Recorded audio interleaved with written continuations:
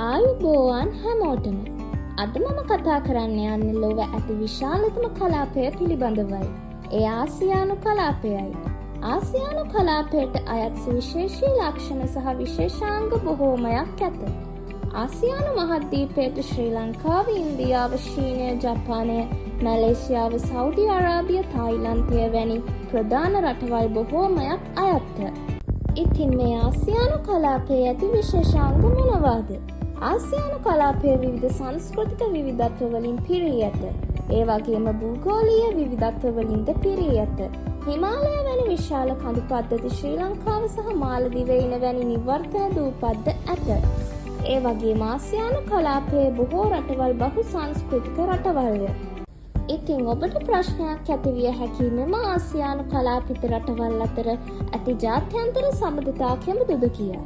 සාක් සංවිධානය කලාපීය සහයෝගීතාව වෙනුවෙන් සුවිශේෂී කාර්යභාරයක් ඉටු කරගෙන යයි.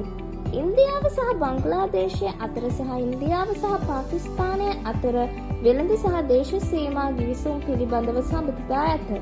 ඒ වගේම යුරෝපීය සංගමය ආසියානු රටවල් සඳහා ආර්ථික, තාක්ෂණික, ආරක්ෂක යන විවිධ අංශ වර්ධනය සඳහා සහයෝගීතාව දක්වයි. ආර්ථික සහ වෙළඳ සබඳතාව වෙනුවෙන් ආසියානු කලාපය ක්‍රියාකාරී ගෝලීය වෙළඳාමේ නිරත වෙයි. මේ සංස්කෘතිය ආගමික සබඳතාවයන්, වෙළඳාම, රාජතාන්ත්‍රික සබඳතාව වෙනුවෙන් විශාල කාර්යභාරයක් ඉටු කරයි.